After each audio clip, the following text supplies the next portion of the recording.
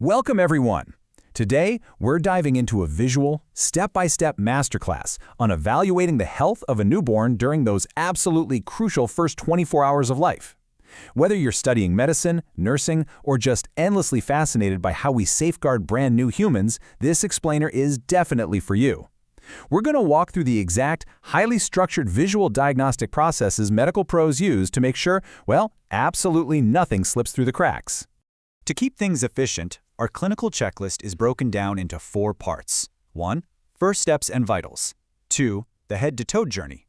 3. Testing newborn reflexes. And 4. Spotting danger signs. All right, Part 1, First Steps and Vitals. In these immediate moments right after birth, before any detailed poking or prodding happens, establishing a baseline of stability is the absolute priority. Okay, let's dive into this. The very first tool of assessment? Well, actually, it's not a stethoscope, it's simply observation. A truly successful assessment relies heavily on a hands-off observation phase first. You want to look at the baby's posture and skin color before you even lay a finger on them. And a quick tip, avoid doing a detailed assessment right before or right after feeding. The whole goal here is to keep the infant perfectly comfortable and warm. Keeping the baby calm usually means getting the parents involved with skin-to-skin contact, which honestly gives you the most accurate baseline readings anyway. Then, once they're totally calm, we proceed systematically. Now, getting an accurate weight is one of our very first physical interactions. The scale literally has to be calibrated to 0 every single day, and you'll want a clean cloth or paper covering the pan. The tricky part? The technique requires taking off all clothing, so the baby's weighed completely naked. And crucially, you have to wait until the baby actually stops wiggling to read the scale accurately. It's like waiting for a pendulum to settle. Once you've got that number recorded, the baby goes straight back to the mother to maintain that warmth and calm. Once the baby's quiet, we capture the vitals. And, the wildest thing here is just how remarkably fast a newborn's normal vitals are compared to an adult's. A normal heart rate is rocketing along at 120 to 160 beats per minute, which you check by listening apically for a full minute. To put that into perspective, that's like an adult running a brisk jog, but the newborn is doing it while completely at rest. Temperature should ideally sit between 36.5 and 37.5 degrees Celsius, so that's 95.5 to 99.3 Fahrenheit, taken under the arm via the axillary route. But the absolute most vital trick here is with respiration. Because a newborn's breathing can be, pretty irregular, you really must count their respiratory rate by watching their abdominal movements for one full uninterrupted minute. You're looking for somewhere between 30 and 60 breaths per minute. Moving on to Part 2, the head-to-toe journey.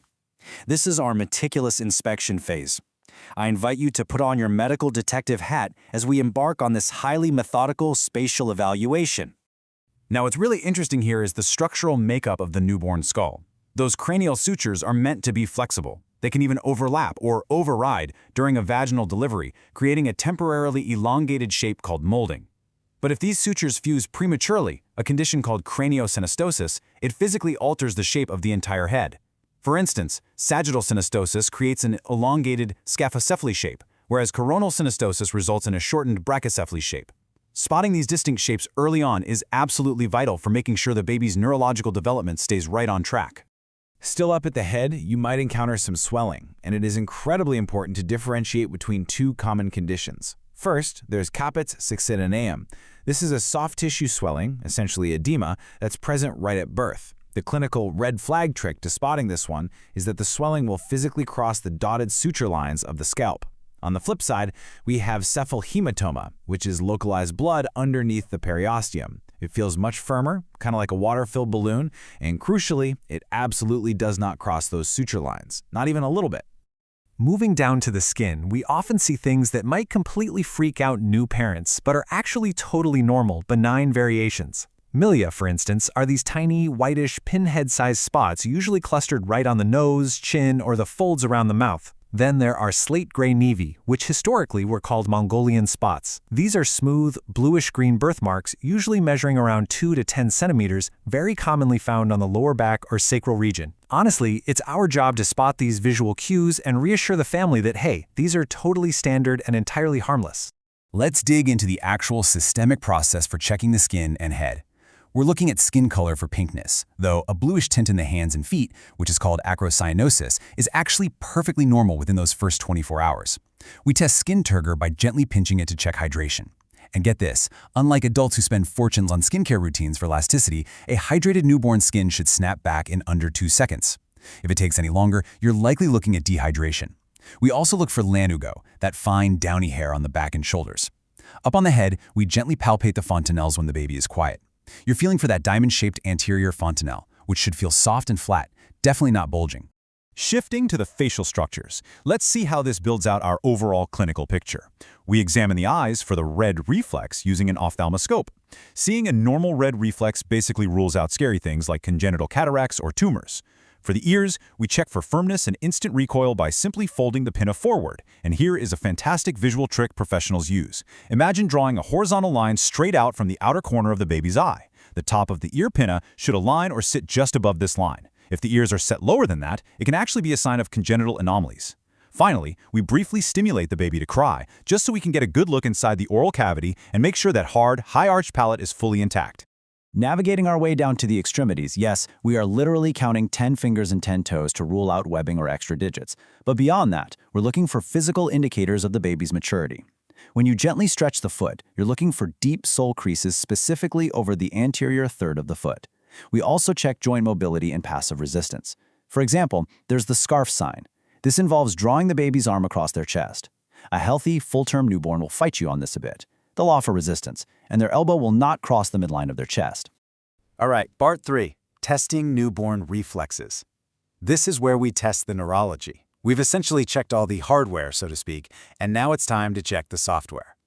We're stepping into the fascinating world of neonatal neurology here, because these involuntary movements confirm we're dealing with a healthy, fully functioning nervous system. And this brilliantly illustrates just how hardwired we are from birth.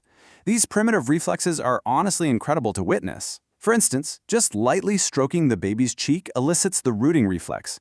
They'll immediately turn their head and open their mouth trying to find food.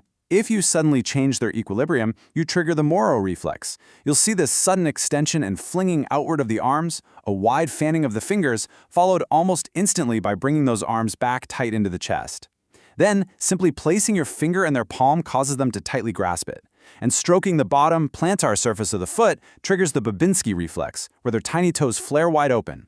If you see all of these, those neurological pathways are firing exactly as they should. Finally, part 4, spotting danger signs.